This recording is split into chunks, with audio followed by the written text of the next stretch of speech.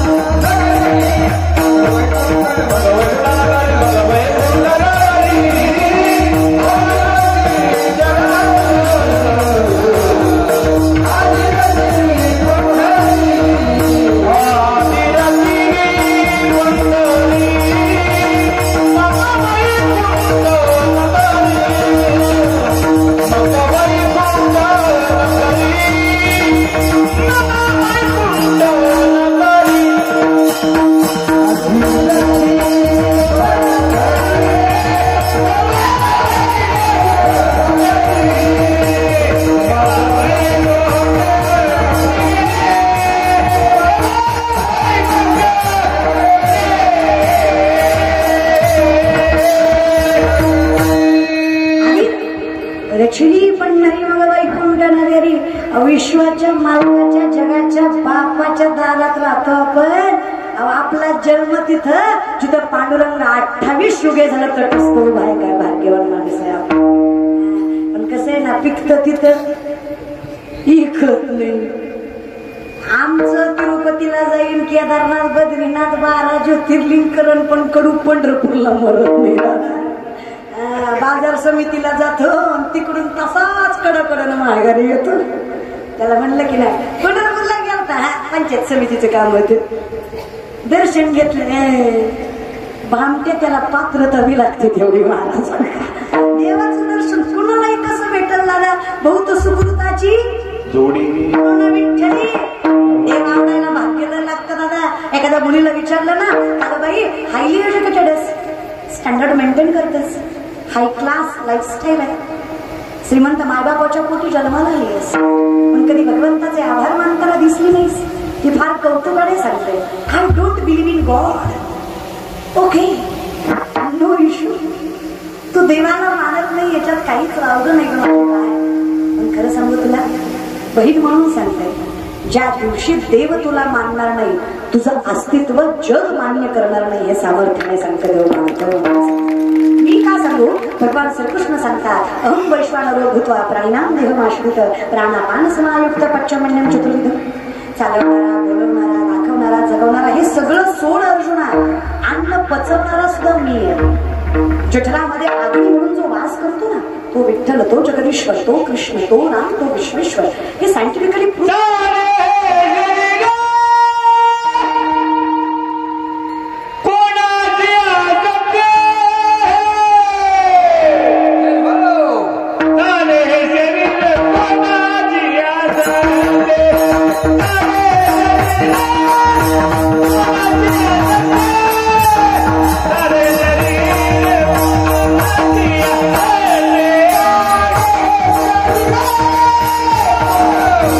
Yeah.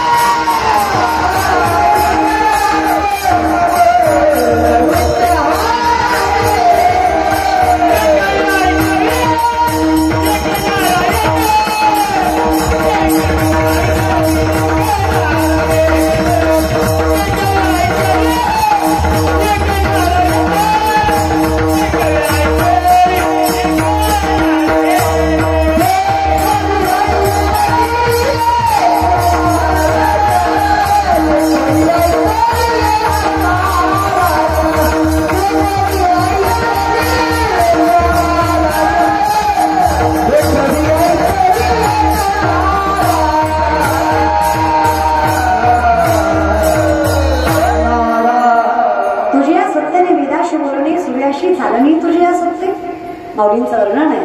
तूर बंधू पिता तो म्हणजे इष्ट देवता तुही सदा रक्षदा पर्याय होते जी दिसे भूत ते मानीचे भगवंता भक्ती योग निश्चित जाणे माझ्या माऊलींचं वर्णन आहे. सामर्थ्याने सांगतात कुठल्या बेससवर भगवंताचं अस्तित्व नाकारता तुम्ही देव जाणे. पण खरं सांगू छोट्यातली छोटी आणि मोठ्यातली मोठी गोष्ट त्याच्या मर्जीशिवाय होत नाही. तुका बराय सांगतात तुका म्हणे माझं बोललं निता देव आपुलिया बळे नाही मी बोलत सखा कृपावंत वाचा त्याची साळुंकी मंजुळा बोलत असे वाणी शिकविता धनी. मग हे जर त्याच्या जीवावर चाललंय तर काय हरकत आहे. व्रत करा एकादशी मार्ग धरा पंढरीचा त्याला खुश ठेवावं ना. आता बघा जर त्याच्या हातात सत्ता असेल तर आपण त्याला खुश ठेवायचा प्रयत्न करतो की नाही. साहेब या कसा खर्ची वेळ आहे ड्रायफ्रूट घ्या हे की नाही थोडं थंड पाणी घ्या साहेबाला कोल्ड ड्रिंक आणा हे की नाही. तसंच असतं रे विश्वास मानत येतो सामर्थ्य माझ्या जिजाऊच्या पायात काटा रुतला विश्वाच्या मालकाला सहन नाही झालं. तुम्ही जागेवर आले का तुम्ही जागेवर आले का येत जा येत जा. शेतकरी तुम्ही काय केलं म्हणजे तुम्ही बोल चाल बरं. आपल्या गावाच्या नदी आहे का नदी आहे पाणी आहे नदीला नाही का हिरे का हिरे का हिरीला पाणी आहे का झाल्यावर मला मिळून टाका त्याशिवाय हे खुश होत्याला असं काय वाटणं झालंय महाराज. शेतकरी तुम्ही हाडाचे शेतकरी तुम्ही दादा मला सांगा शेतकऱ्याच्या पायात काटा रुतला ह्यात काही नवल आहे का. आता शेतकऱ्याच्या पायात काटा रुतला तर शेतकरी काटा दिसण्यासाठी काही पाण्याचा वापर करतो का. काटा कसा बघतो शेतकरी थुक्यानंच बघायचा असतो महाराज. तिथं काही हायजीन वगैरे मेंटेन करायचं नसतं थुक्यानंच पाहायचं असतो. मग थुक्यानं आता खरंच एका थुक्यात काटा दिसतो 2-4 याला तरी लावावं लागत महाराज. आता जिजाऊच्या पायात काटा रुतला अशा जिजाऊ तशाच पायानं पुढं चालायल्या पण पांडुरंगाला राहवलं. विश्वाचा मालक अखिल कोण ब्रह्मांड चालक त्रैलोक्याचा नाथ जगाचा बाप पंढरीचा मालक द्वारकेचा राजा व सिंहासनाधीश्वर पंढरीनाथ अखिल कोण ब्रह्मांड चालक वैकुंठ सोडून खाली आला. त्याच्या चरणाच्या स्पर्शासाठी लोक आयुष्य घालवतात योग याग विकृत वैकल्य करतात जीव तरसतात तळमळतात तरी चरण मिळेल की नाही याची खात्री नाही. त्या जगाच्या मालकानं जिजाऊचा पाय हातात घेतला स्वतःच्या मांडीवर ठेवला आणि थुका लावून जिजाऊचा काटा दिसतोय. देवानं बी 2-4 याला लावला तेच बोट तोंडात तेच बोट पायाला तेच बोट तोंडात तेच बोट पायाला. सरपंचाला नाही पण सरपंचिनीला लय राग आला. सरपंचीन म्हणली मानावरा सरपंच ह्या नालायकांनी खुर्ची दिली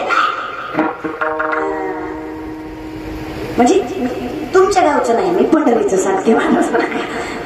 पंढरीचा सरपंच कोण आहे पांडुरंग आहे की नाही आणि सरपंचीन कोण आहे रखमाई आहे की नाही.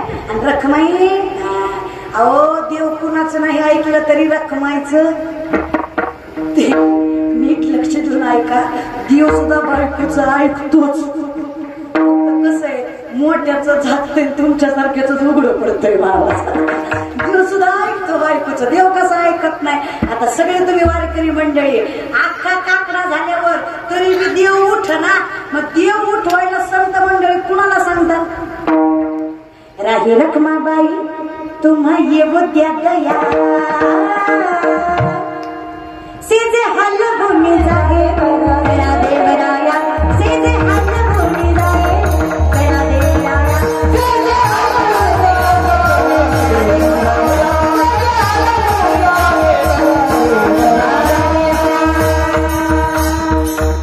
शेवटचा पर्याय कुणाला सांगायचं रखमाईला सांगायचं. सगळे संत रखमाई मातेला सांगतात. अहो नामदेवरायची बायको राजाई लय श्रीमंत घरची संताचे बायका गरीबाच्या संत बी गरीब.